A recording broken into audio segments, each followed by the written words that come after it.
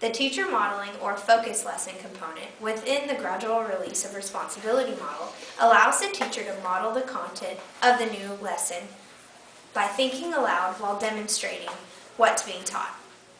The teacher must communicate his or her thoughts during the whole modeling process. This will help break down the content in steps for the students. It is also very important for the teacher to communicate to the students the purpose and the goal of what's being demonstrated. During the process, the teacher will be in the front of the class, initiating, modeling, explaining, and thinking aloud, while the students use this time to listen, observe, and to ask for any clarifications. This component will be the first step of the gradual release of responsibility model. And after the focus lesson has ended, the teacher will move on to the guided practice component. Because somebody else is saying it, right? So in my mind, what I know about author's inference is if the author is inserting someone else's opinion, that's a quote maybe as evidence for something else. But it is an opinion. I'm thinking we need to narrow it down into this second paragraph right there.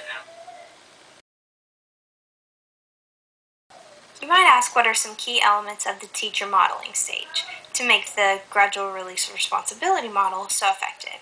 And for me, in my own opinion, I feel that if you get the students' attention and you really appeal to them right away, then they're going to pay attention a lot better, and the modeling is going to work out a lot better.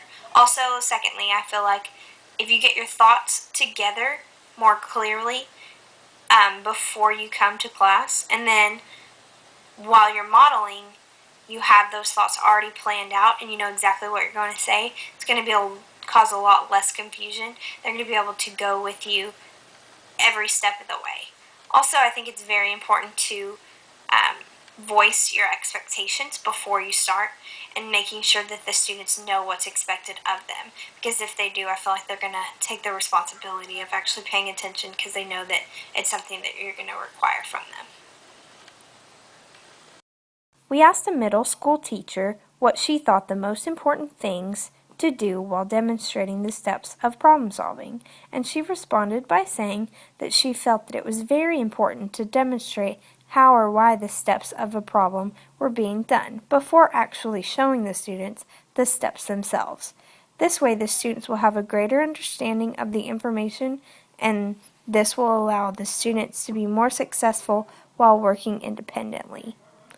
We asked an undergrad student what she thought made the modeling stage of a teacher's lesson most effective, and she said that she thought if the teacher spoke confidently and precisely about the material without having to look back at a book or other resources to find the answers, but spoke in full confidence, then the students will feel like it's a concept that they can easily grasp.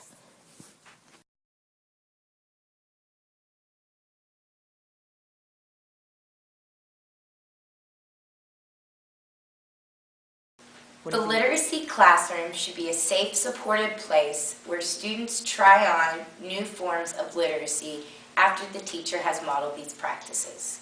The guided practice approach to instruction should take place in the context of the gradual release of responsibility model that represents a gradual transition from teachers modeling to student responsibility for demonstrating and articulating his or her use of a particular strategy.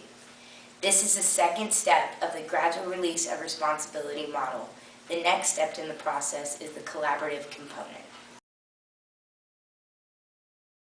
Thinking about bionic body parts becoming a reality. Zach, which sentence did you say you felt backed this up?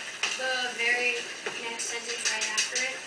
Okay, so he's talking about the one that says the word bionic is used to describe any artificial mechanism that functions like a living organism or part of a living organism.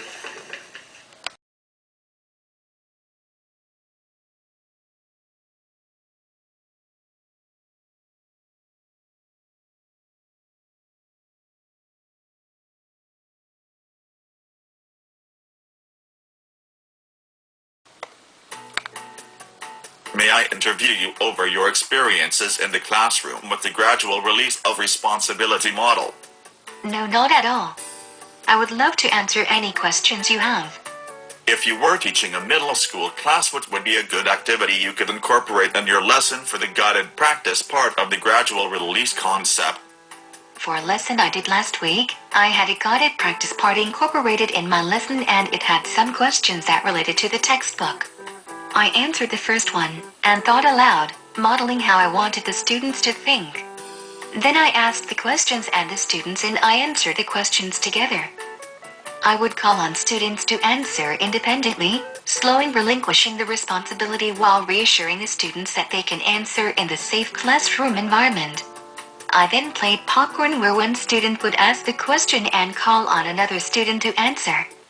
If you could recommend a strategy that would help students be more in control of their own learning, what would that strategy be? Please explain in detail. I would recommend learning who the students are first, then assigning them different strategies based on what you think they can learn. Project independent learning goals and work towards those goals in order to set new ones.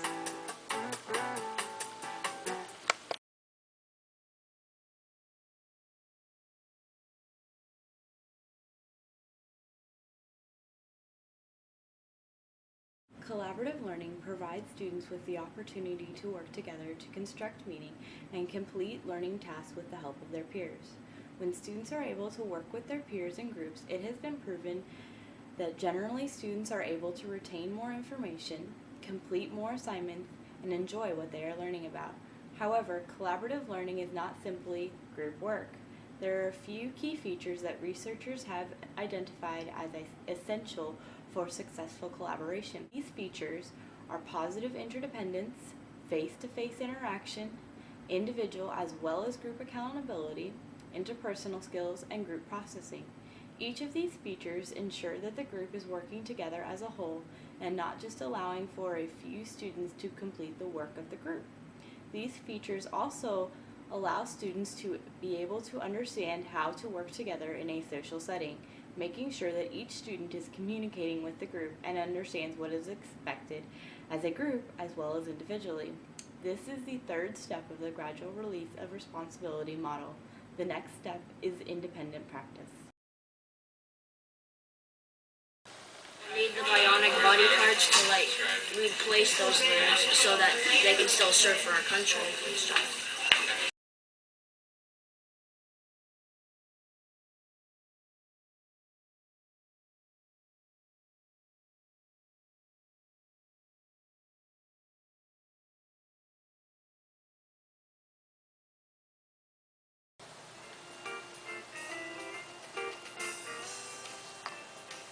Class, today I am going to ask you some questions over the experiences you have had in your mentor's class and how they relate to gradual release of responsibility. Great, I would love to share. Alright then, Grace. When students work together, is it difficult to not answer their questions and direct them back to their group for answers? No, it is actually quite easy. How did you handle that?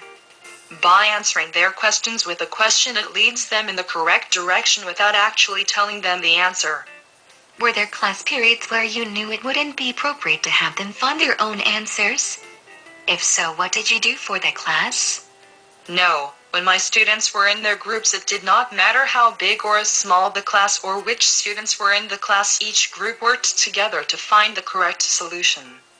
Thanks for sharing, Grace.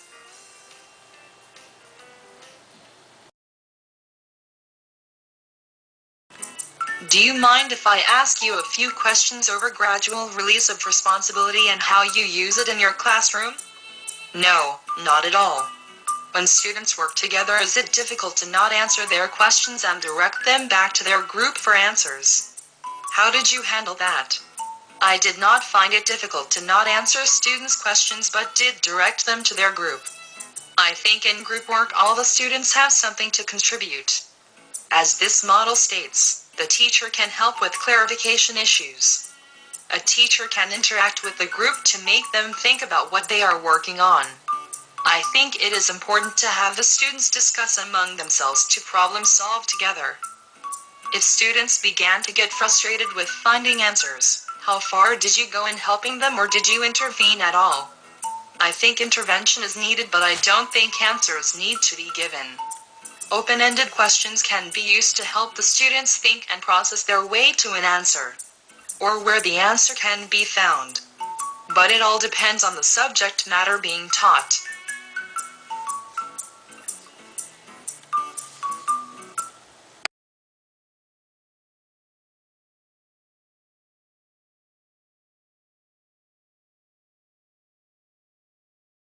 Independent practice is the fourth step of the process of the gradual release of responsibility.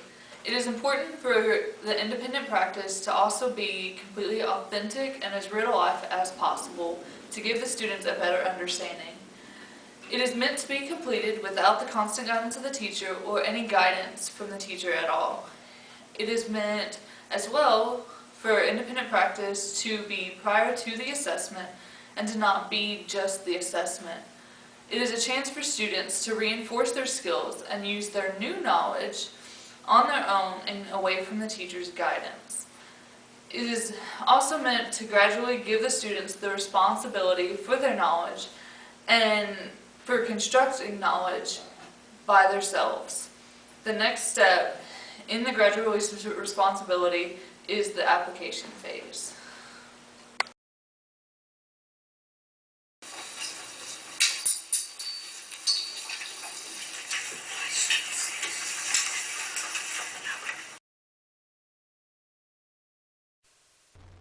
Question 1. Should students take more responsibility for their own learning? How should this occur? I think that students should take more responsibility for their own learning and stop relying on the teacher to give them the answer all the time. If the teacher's constantly giving them the answer, they're doing nothing more than memorizing questions. So, in essence, they should be able to work independently and find their own answers to the questions. Question 2. Do you believe that students being held accountable for their own learning is a positive step forward or a negative step? Why? I believe that students being held accountable for their own learning is a positive step forward because it's forcing kids to no longer just be able to choose an A, B, C, or D answer. It's making them be able to apply what they're learning and use it outside of the classroom, where in the past they've only been able to really use it on a worksheet or in a word problem in their classroom.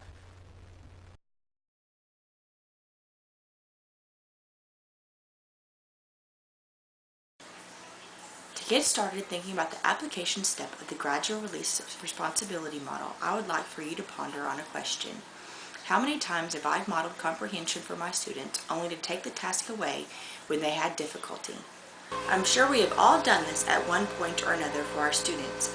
However, remember that the things we don't do well were simply told to us, without the opportunity for us to engage with scaffolds or other supports for learning. The application of the gradual release of responsibility is the overall lesson. During this stage, you would ask yourself questions such as, how did this lesson go? Did it transition smoothly from one step to the next? Where and what adjustments do I need to make? Application includes all the other steps: teacher modeling, guided practice, collaboration, and independent practice. This stage is where the teacher at the end of the lesson reflects on what occurred during the lesson, alters the lesson plan if needed, and makes any other changes they deem necessary so the lesson will flow smoothly. Having stated this, the application stage works best under certain requirements. The application stage requires that teachers know their students and content area well. Teachers still need to regularly assess their students' understanding of their content. For application of the strategy to flow smoothly, teachers should purposefully plan lessons that transfer responsibility from the teacher to the student. It is through this very purposeful classroom structure that learning will occur. We did find something that may be close, and this may be a building block that we can build on for tomorrow's lesson if we try this again.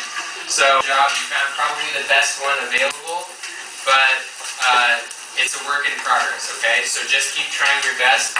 Finish this up. If you finish it, hold on to it at your seat. I'll collect it at the end and go into reading your book of choice.